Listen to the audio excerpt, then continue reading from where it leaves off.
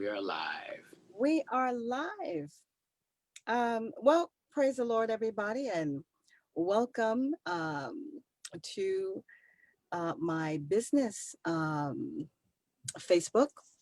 And I'm evangelist and pastor Talitha Kumi, and I am so excited because, as you can see, I have a wonderful, wonderful guest with me on tonight, and it is my friend, longtime friend, and my attorney, Kendall Mentor. Kendall, how are you? I'm doing fantastic this evening, and it's always a pleasure to be in your presence, and even a greater pleasure to share some time with your audience. Thank you. Thank you so much. So, everyone, Kendall is an entertainment attorney, and he is a beast. He is a beast. And Kendall and I, we go back into the 80s, and he, knew me when I was in my rapper days, when I used to dance in videos, et cetera, et cetera. And he has a heart of gold, but don't mess with him because he's a beast. Okay. So, Kendall, it would take me forever to share with everyone all the things that you've done. But let me just share with the individual some of your clients, okay, that you have taken care of over the years. Kirk Franklin, Fred Hammond, TASHA COBBS, Kashif, KOOL and the Gang, Jermaine DUPRI, Don Taylor, manager of Bob Marley, and the list goes on. So Kendall is, he's obviously an entertainment attorney, but he also advises film makers, producers, actors, actresses, and of course, singers that are in the music industry, et cetera, et cetera. And he's been an entertainer for a number of years. And I'm just excited to have him here tonight. So without further ado, everyone help me welcome Mr. Kendall Mentor. Hi, Kendall, how are you? I'm fantastic, and you? I am blessed, blessed. So, Kendall, tell us a little bit about yourself, and we're just going to take our time and listen. We want to hear from you. Tell us what's going on in the music industry. How do you think the industry is faring now? Not only with the COVID, but how the streaming and the 360 and, and the ancillary situations going on. Talk to us about that. Sure, sure. I mean, it's a lot of ground to cover, but let's see if we can do some of the highlights. Yeah. Taking it way back, as I used to say, to troglodytes. I'm a native New Yorker, born and raised in New York. Left New York to go to school up at Cornell University, where I was there as an undergrad in law school. Went from there and graduated and went down to Washington, D.C., worked in the general counsel's office for a company called Fairchild Industries for a couple of years. But that's really where I made my attachment to law and entertainment and music specifically by hanging out in the studios in Washington, D.C., where, the sound of go-go music is prevalent. Made a lot of relationships, picked up some clients that I worked on after I left my 9 to 5, and ultimately decided that I really wanted to do more of that full-time and less of the corporate law. So I sent out a couple of resumes, a bunch of resumes to different law firms in New York. Fast forward, ultimately, I joined a firm on Park Avenue as an associate. Stayed there for a couple of years until it was time to kind of branch out on my own.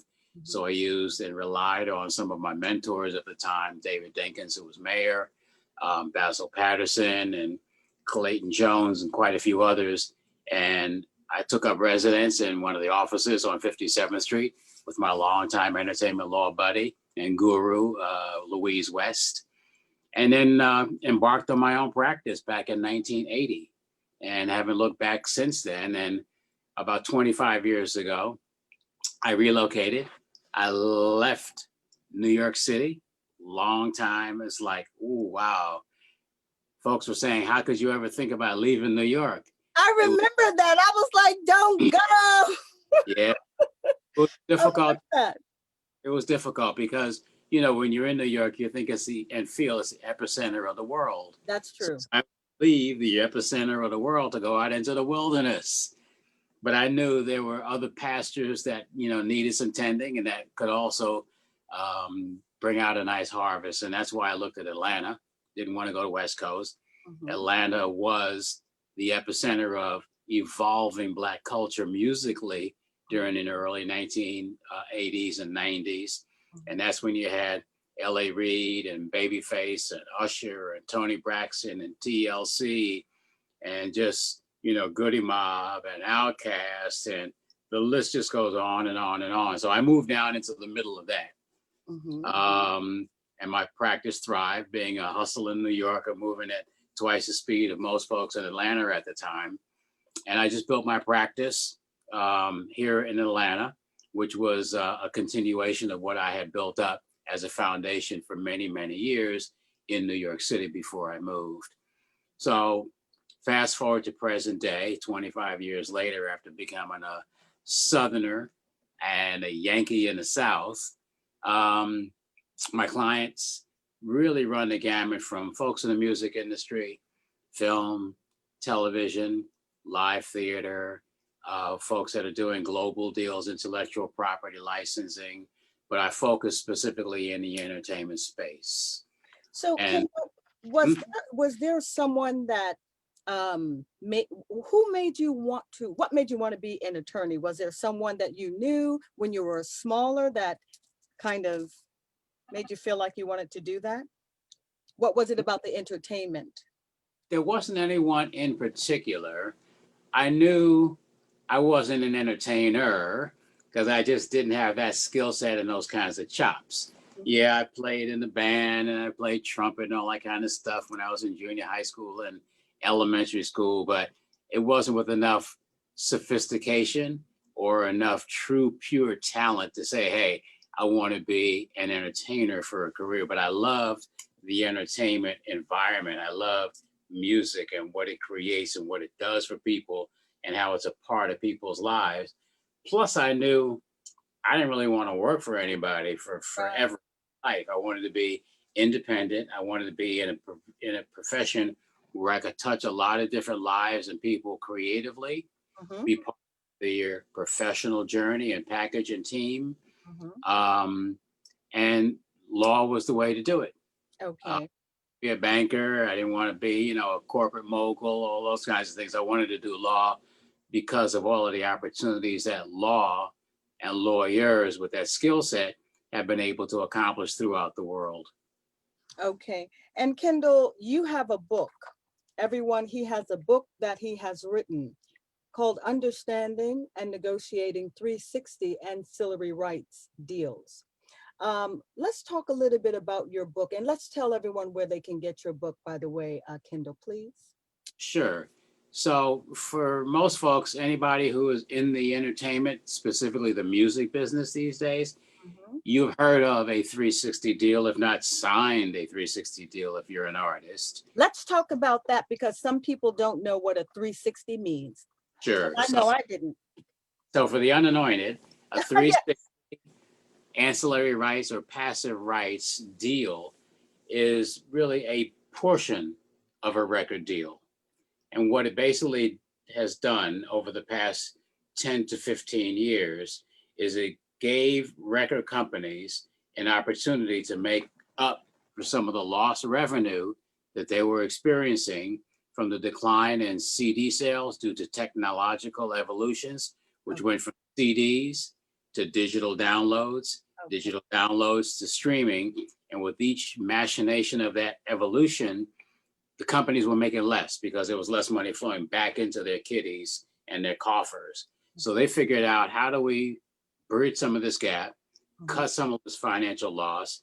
And the 360 deal was what they came up with. And 360 is just like it sounds. We know 360 is a complete circle. So what they were saying is, we want to be involved in an artist's complete economic revenue making circle. So they were already getting and controlling the music sales because that's what they invested in. But they weren't getting those things that personal managers were getting, which was a percentage of everything the artist makes in the entertainment space. So with this evolution of this new provision in record contracts, now record companies participate passively because they don't control it, but they participate like a manager does in live engagements and appearances, concerts, tours, things like that, book deals, film and television deals, sponsorship and endorsement deals, and sometimes publishing. So now when an artist makes money in those different areas, the record company will take a percentage of that to add to the money that they're making from the music sales. And that percentage could vary from 5 to 25%. And I did a series of interviews for a number of students, Paul Allen's back students out of Xavier and Loyola down in New Orleans a number of years ago. And what they did was they took those interviews and they chopped them up. So what was a hour and a half, 2 hours, wound up being maybe about 8 or 9 different 5 to 10 minute interviews that they put on YouTube. Okay. So after a number of years, it was a few years later, 2-3 years after I did the interview, folks were calling me up and saying, "Hey, I saw your interview. It was great." I said, "Yeah, what interview?" They're like, "Put anything up on YouTube." And then I went to YouTube and I, all these interviews that I had done cut into bite-sized pieces that they had edited based on the topics. And one of those topics was 360 deals. Right. So it's my interview that I didn't put up online, but that they did from their 2-hour interview on 360s turned out to be and still is the most viewed interview on the internet via YouTube on this particular topic.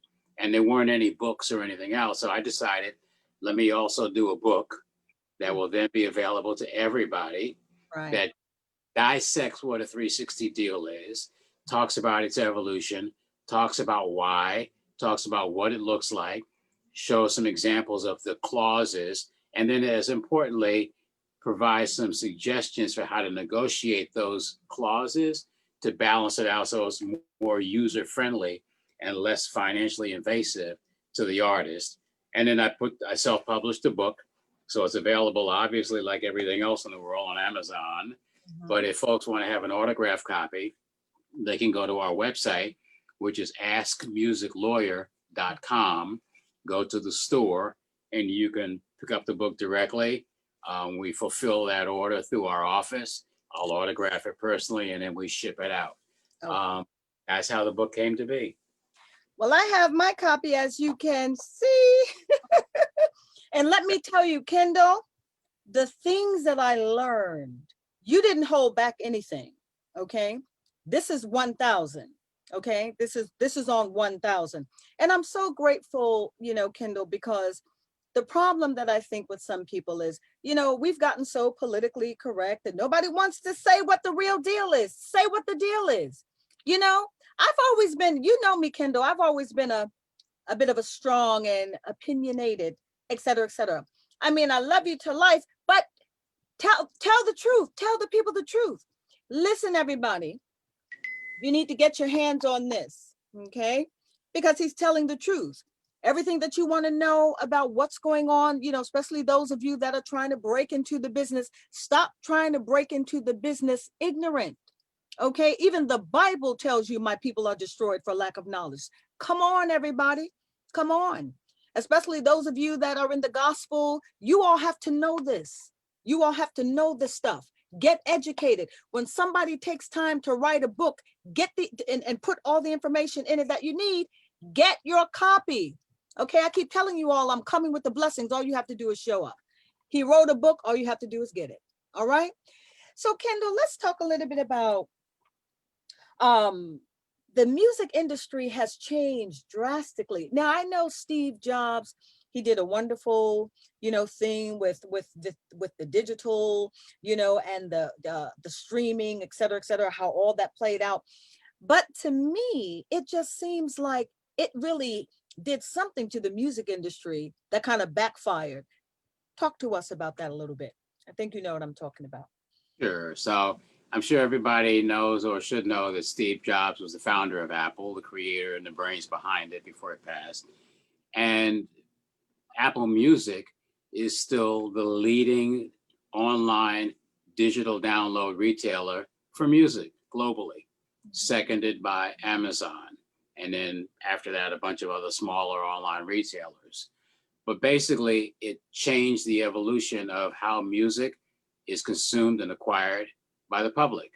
So we went from way back vinyl, and then vinyl turned into CDs.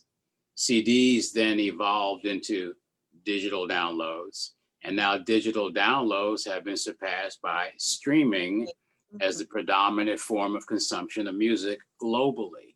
And with each of those evolutions of configurations, the revenue that's generated that ultimately trickles down from the consumer through the retailer, back to the record company, and then downstream to the content creators, being the artists, songwriters, and producers, has diminished gradually. Yes. And that's what we're facing from a revenue standpoint. So now, instead of getting 99 cents for a digital download, you're getting a fraction of a thousandth of a penny for a stream, which means you have to have millions of streams on a particular track in order to be able to have a check that's got a few zeros in it, which now means that you cannot rely on just selling your music through streaming or having your music exposed and listened to. There are still digital downloads, thank goodness, but that is not as large of a revenue generator as it was before streaming became the predominant beast in the room. So now artists have to get out on tour to really make some serious cash. And with the pandemic hitting us since the beginning of March, that has become problematic, if not nothing at all, dead, until probably sometime later into 2021 because of the fact of COVID. So people aren't touring, they're not working live, means they're going to have no income from that whatsoever. So they have to turn more to fan engagement and encourage those fans to support them, to listen to their music through streams, and then maybe to buy some merchandise or do other things of fan engagement that can create revenue. And you just have to really, really be creative in order to make it through. Yes, record deals are still being done every single day of the week.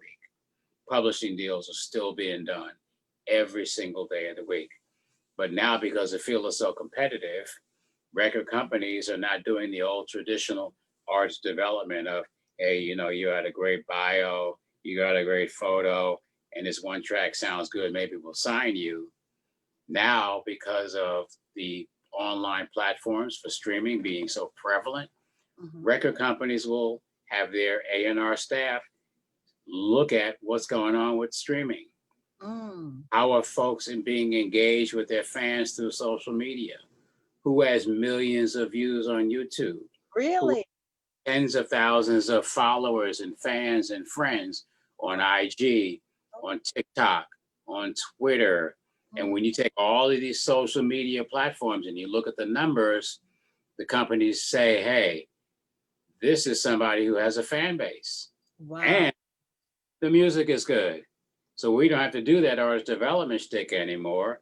Let's sign these people who have reached certain plateaus of fan engagement, success, streaming, downloads, and then social media impact, takes the guesswork out of it, and then they'll sign them. The numbers could be reasonably significant based on how successful they have been prior to that. And then the companies go from there. So it's a whole different paradigm than it was 5 or 10 years ago.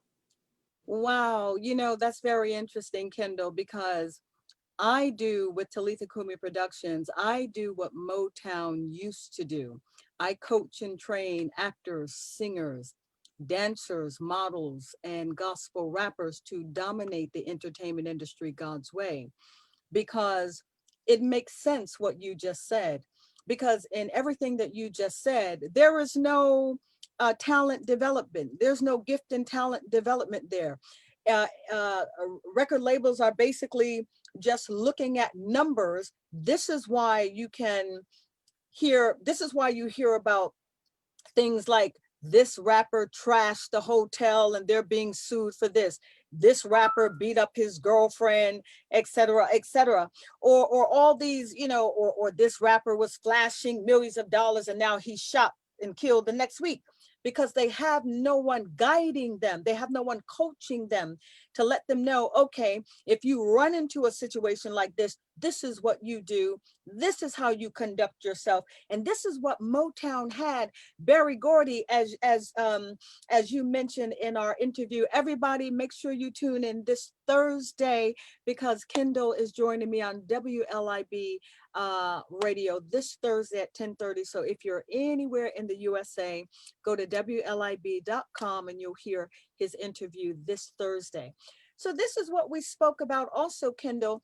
Berry Gordy was one of the leaders in performance and talent development. You didn't hear about a whole lot of, and if I'm wrong, let me know. But as far as I know, I didn't hear about a lot of his talent, and his performers. As a matter of fact, to this day, relative to longevity, some of them are still with us and alive and well because of that training. Let's talk about how important it still is, in my opinion, to get coached and trained and to have that etiquette like Berry Gordy used to give those individuals. Let's talk about that a little bit. Sure. Berry Gordy was not only iconic, he was a visionary, and he had developed the whole concept of, let's just call it the Music School 101 boot camp. And basically, those artists that were signed to Motown went through that regimen. They had a band that was in-house that they all performed under, the Funk Brothers. They had classes that they went to. They had media coaching. All those kinds of things came under the umbrella between what Berry Gordy and Suzanne DePass did as a team. And they developed these artists to the point where not only did they have great music, but they had sustainable careers that we see last for decades, as opposed to just one or two records and then they're gone again. And quite a few of them that are still healthy are still working on a regular basis. Stevie Wonder works when he wants to. He just dropped a new joint, literally, I think about the last 3 or 4 weeks, which is the first record he had done in quite a while. But his old catalog is still as robust as ever. And when the guy goes out and works, he's making north of $500,000 a show per night. And then the same thing with Smokey Robinson. People are dying to see Smokey Robinson. Every time he steps out, the women are passing out in the aisles. Oh my. And that they engaged their fans. They had true music that lives on for decades. And that's why Motown was such a household word. When you said Motown, you knew exactly what people were talking about. Just like when people say Google and Zoom now, you know exactly what they're talking about. It doesn't need any definition. And that's what Berry created. And then after that, you had other, let's call it iterations from other entrepreneurs, Kenny Gamble and Leon Huff with Philadelphia International, two iconic and creative geniuses. They didn't have the boot camp that Berry did, but they did have nothing but nonstop successes coming out of Sigma Sound in Philadelphia that still live on today. And then fast forwarded up to companies like Def Jam with Russell Simmons and that whole initial push with hip hop coming out of New York City. You just have a number of entrepreneurs that have been able to take, develop, launch, and be very successful with new talent that had not been discovered prior to them touching those individuals. To avoid a situation like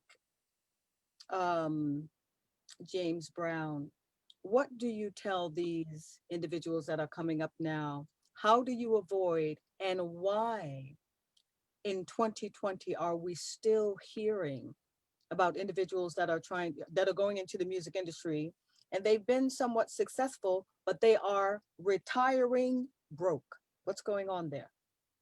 Well, those are individual choices. And the individual choice starts with the artist, because the artist, to be successful, needs to realize that they have to have a team of qualified, experienced, connected professionals around them. And that will include an attorney with entertainment law experience. That will include a manager who works for them that has great coaching skills. When I say coaching in the sense of being able to help guide and direct that career, the same as a coach in the sporting field does. You want to have a talented and very articulate, very meticulous accountant and business manager who's going to watch every penny, then one, make sure it gets collected, and two, make sure in addition to the bills being paid on time, there's a reserve set up, which includes a reserve for taxes, as well as money that goes into investments in retirement accounts, so that when they do retire, or when you hit a pandemic, that means you're not working for a year, you have something to fall back on. And you have a publicist who you pay on a monthly basis to make sure you've got media engagement, interviews, exposure through the red carpets and all the other things that publicists do. You have a talent agency that when there is live performing and live work on tours and on the road, they're going out to find those gigs, book those gigs, take their commission, but make sure the artist is still working and still making money. So those are the 5 ingredients and individuals that really make up a cohesive team, with the artist being the center of the hub. Well, I would assume that James Brown had all those people. I would assume that. I thought he did. Well, he did. I mean, but keep in mind, James was because, I didn't know him intimately. Right. His presence, I had actually had clients who booked him, and, we had interactions on a number of occasions, and he had a manager, Charles Bobbitt, for many, many, many years, Right. who lived here in Atlanta. But Charles, again, worked for and it was Mr. Brown. If you were around James, it was not James, it was Mr. Brown. He was a real old school dude that demanded respect. So everybody in his circle was Mr. Brown. But his manager worked for him, and his manager was talented. He definitely had a booking agent that, worked with and for and got him his gigs for many, many years. Associated Booking Corporation, Oscar Cohen. That was, where James kind of got his work, and they worked years and years and years all over the world because he had a great booking agency. So he had, and a lawyer. I mean, I knew James's attorney. He had the team around him. Right. But the thing to remember is these people work for the artist. Okay. They're advisors. All we can do is advise and give the best advice that we are able to. So if they don't listen, it's on them. That's it. It doesn't. Okay. Did you all hear that? You all better be listening. I hope you all are listening. Okay, yeah. Go on. Look at some of the rappers, and some of the, not just rappers, but look at some of the younger artists now that are out there blinging, making a bunch of money. And, this may be the largest, in most cases it is, the largest source of short-term revenue they will have ever seen in their lives. Go from the hustle in the street or the hustle around the corner or at home to making $50,000 to $100,000 to $250,000 a night per show. They're losing their minds, just like a lot of athletes do. This is a lot of money, and we culturally have not been in generational wealth, whereby our generations before us had wealth, so they knew how to manage it and invest it and perpetuate it. So for us, it's first time in the candy store. And when you're in first time in the candy store, you want to eat everything that you can eat. Everything. Putting money into stocks. You'll see the artists now picking up jewelry that could be from $100,000 to $500,000 for the piece of jewelry that's going to depreciate or get lost. Stolen. I mean, all kinds. It's just part of the bling and fling mentality that says, hey, I'm making this money, I can do whatever I want to do. So yeah, my business manager said, out of every dollar that comes in, I should take 30% of it or 40% of it, forget I made it, set it aside for taxes. So you live off of 60% instead of trying to spend 150% of what you made. So that's what happens. Wow. Again, everybody, if you're tuning in, I am sitting here talking to my special guest, my friend and my attorney, Kendall Mentor.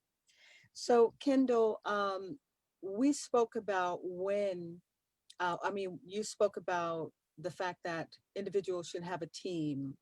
When is too early to have a team, and when is too late to have a team put together? When is too early? So I'm not sure that there is a too early, because you want to engage different members of the team at different stages. Okay. So without saying that lawyers are the most important, lawyers come in very early in the team Mhm. because you want to make sure you have a firm foundation underneath your career. And Mhm. you want to make sure that you've done those kinds of things and you understand the business. Because Mhm. I tell people, keep in mind, you're in the music business. Mhm. That's two words to that. One is music, which is the content that's created that makes everything happen. But the second word is business.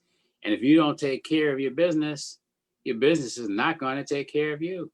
So Okay. you have to make sure that you're consulting and engaging and retaining a qualified entertainment lawyer who knows what they're doing, that you can trust and rely on and listen to and follow the advice to set up your loan up company, your LLC, your corporation through which you will do your business and insulate your personal self from any liability. You Mhm. want to make sure your publishing company is set up. You want to make sure that your trademark is filed if you're operating under a name that's not your government born birth name. You want to make sure your copyrights are filed. You want to make sure that you have contracts with all the folks that are contributing to your music, which could be the producer, could be the vocalist, could be the background musicians, could be the engineer, could be the mixer, all of those folks, your collaborators on a song, your song split sheets. All those are contracts that the attorney will negotiate and or draft for you.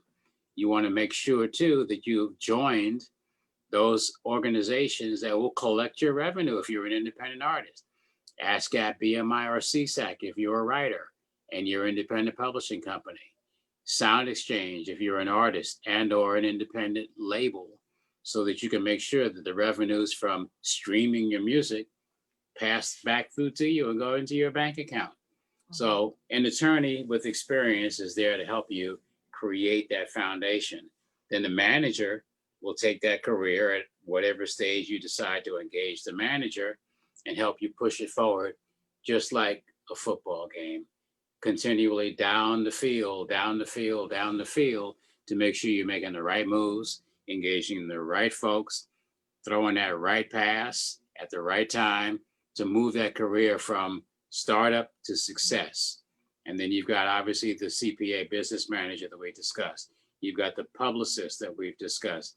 You've got all of those folks that now come in and do their thing to make sure that it's running smoothly, but you'll engage them at different times during your evolution.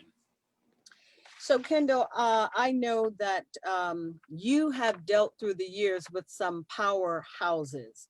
Um, if someone were watching and say they were, you know, independent singer, rapper, choir, et cetera, what is the qualification when they can maybe hire you?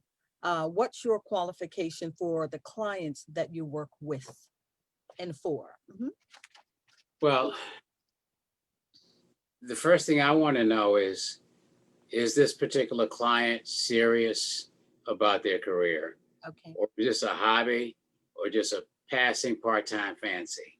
right. Because if it's the latter, I'm not the guy. No, he's not. No, he's not. I want to my time. If you're not fully involved, eating, breathing, and sleeping your career and this craft, because that's the energy I'm going to bring to it. I'm going to be fully present. Right. And as an artist, you're going to get more no's than you're going to get yeses.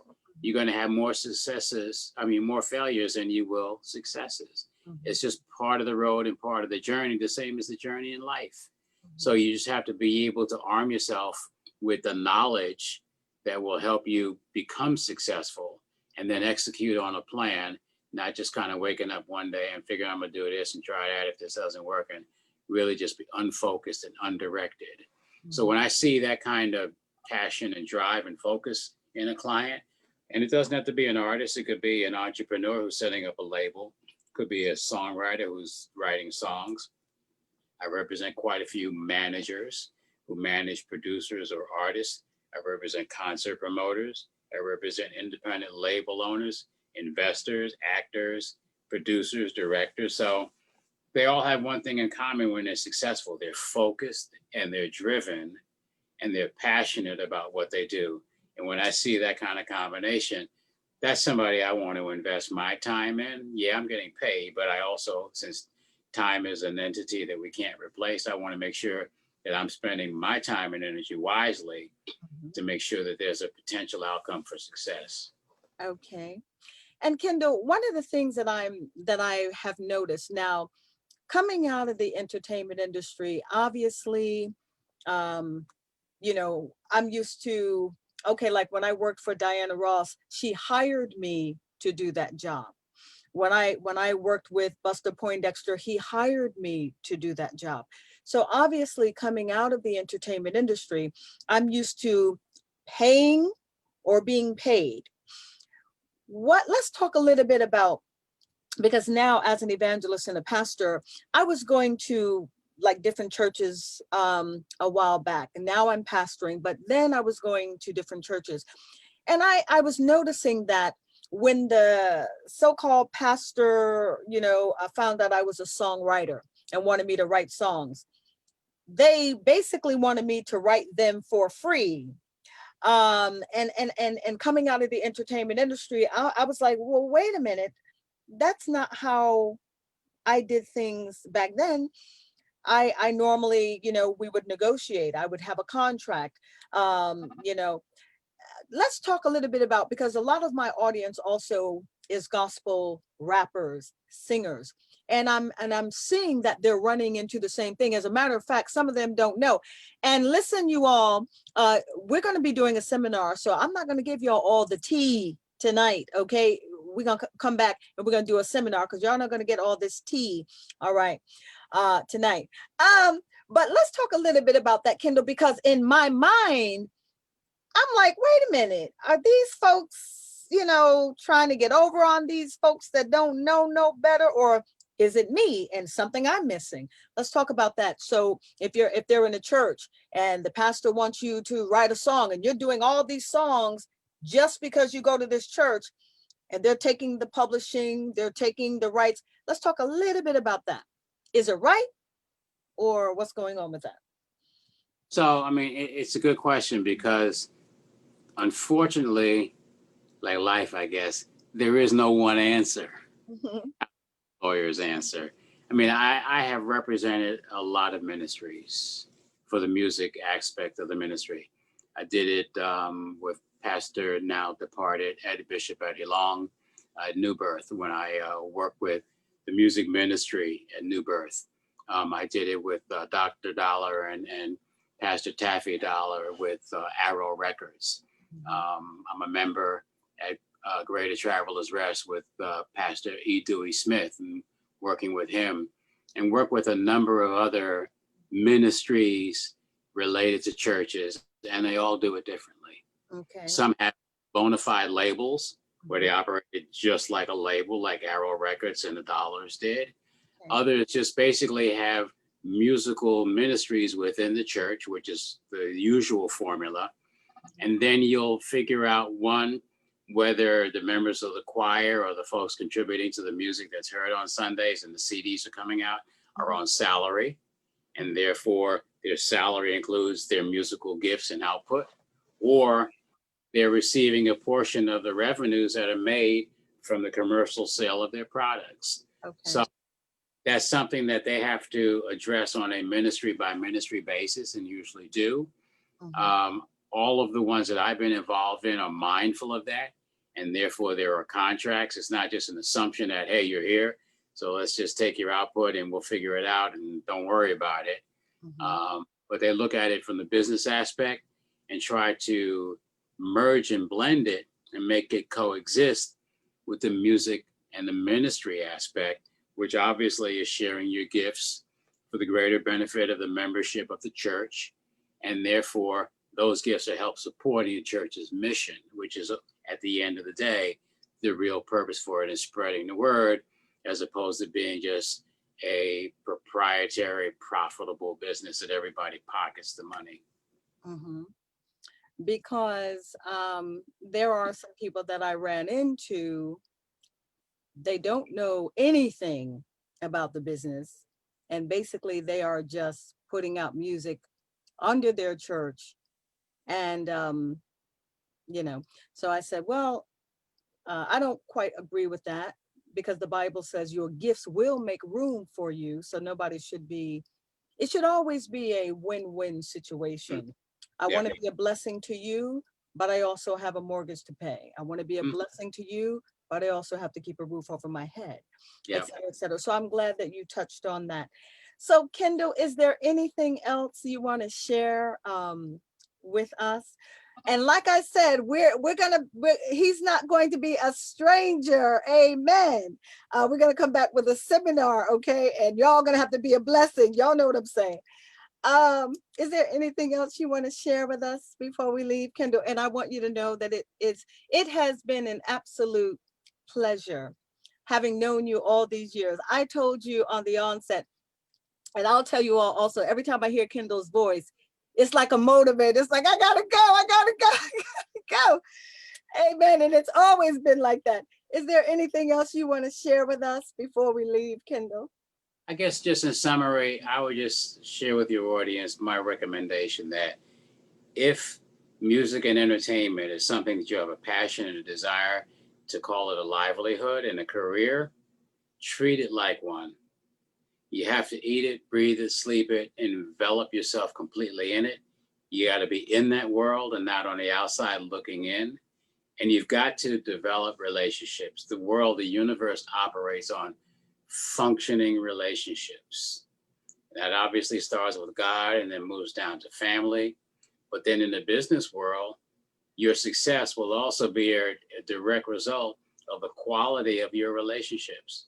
So you need to network, you need to meet people, and not just folks that are just hanging out on the street, on the corner, in the bar, in the club, just in the restaurant that you might have met casually, but try to improve your relationships by looking at folks that are doing what you aspire to do and hooking onto their train so that they can share with you some of the jewels and be transparent about what made them successful. Because if you read the books of a lot of successful folks in the world at different things, they will tell you exactly what they did to create that path to success. So those are the kind of models that you want to study.